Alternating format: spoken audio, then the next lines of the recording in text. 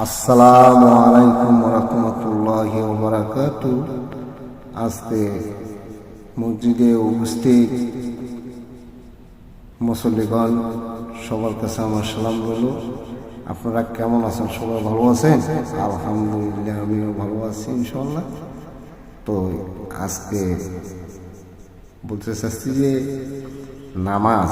আমরা নামাজ পড়তে হবে। আমরা মুসলমান, আমরা একজনকে আরেকজনকে দাওয়াত দিতে হবে, নামাজ পড়তে হবে। নামাজ জানলো মাপ নাই, নামাজ জানলো কিন্তু মাপ দিবে না। নামাজের টাইম এসে নামাজ পড়তে আসেন, সবাই মসজিদে নামাজ পড়েন, বাড়িতে পড়েন। যদি আপনি বৃদ্ধ অবস্থা হন, মসজিদে না আইতে পারেন, তাইলে আপনারা বাড়িতে পড়েন, কোনো সমস্যা নেই।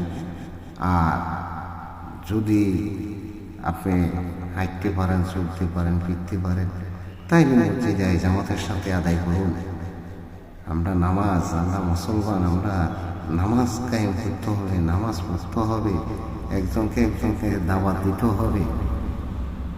তো সবাই নামাজ পড়েন, নামাজ কায়েম করেন, দাওয়াত দেন, সব কিছু করেন। তো আজকের মতন এখানে বিদায় নিয়েছি। আল্লাহ হাফেজ। আসসালামু আলাইকুম রহমতুল্লাহি ওয়া বারাকাতুহু।